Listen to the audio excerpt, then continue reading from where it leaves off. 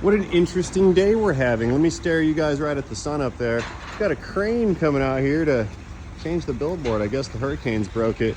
I parked that last night. That's Eric from I Do Cars' truck. I went to start it today and then it decided the starter motor was dead. And it killed the battery too because the solenoid was stuck. So I'm charging it with the minivan. Back over here, got the Ranger holding on to my coffee for right now. And then this thing over here was doing some really weird type of business. So I got the scan tool on it. We had a misfire on cylinder number 6, and this is where it gets really funky. These plugs are they're about a year old. I think I put them in when I had this engine out last year. Found this one right here on number 6. You guys see all that rigmarole right there on the plug? Look at that. That's nasty. That's oil. So we had oil coming in back here on cylinder 6 somehow and getting burned up, and it fouled out the plug.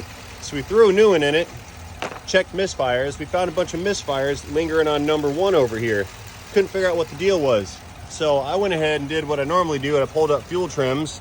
I didn't have a fuel trim code. I had another P0420 cat code. Now we also had a melted catalytic converter that we changed out a couple weeks ago in this. But the P0420 was back, but it wasn't registering codes for the misfires, which is really weird because it should have.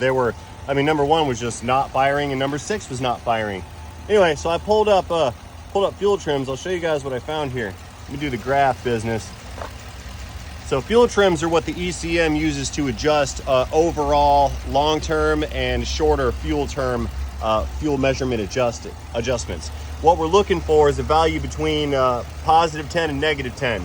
And we can see long terms, they're hanging out negative 7. So the ECM is pulling back fuel just a little bit long term.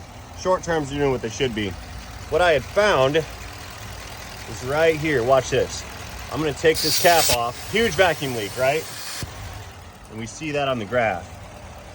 Fuel trim started going to the moon because all this extra air was coming in that was not monitored by that mass airflow sensor right there. So it came in downstream of the mass. So the O2 sensors detected that the air-fuel ratio was incorrect due to that vacuum leak that I just created. See how it's all bouncing around? Now watch. We had a negative number and a fairly solid number hovering around 0. Let me plug this thing back in right here. This is the tube for the PCV system that runs back into the valve cover. It's got a counterpart right over here on this side. See a little tube that goes in? There's a baffle inside of this valve cover right here, and that's what facilitates positive crankcase ventilation. With this one disconnected, my fuel trims were going great, but with this thing connected now, they're starting to move a little bit positive. Let's give it a minute to adjust itself. See how our short terms are creeping positive. What's going to happen is the long terms are going to follow, and this should probably land around, I want to say 11 or 12 is where it's been. So I'll be right back when these fuel trims readjust. Give me a second here.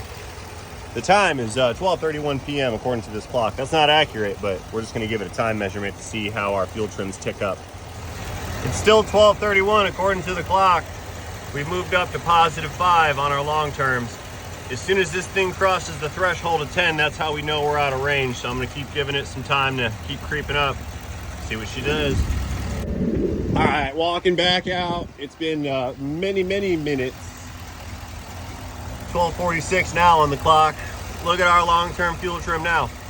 Short terms are stable, hovering around 0 because long term has made the big adjustment. So short terms don't have to make any adjustments, and that's with this PCV and valve cover connected. So again, if we disconnect it, plug it off, we're gonna start watching fuel trim start to drop down towards 0 once again. Me moving the valve thing. We're plugged up. Look at that, -7, -9, falling like a rock on the small adjustments. And then the long-term big adjustments, those are gonna start tracking down. That is a confirmed diagnosis. We need valve covers for this LS4. How about that?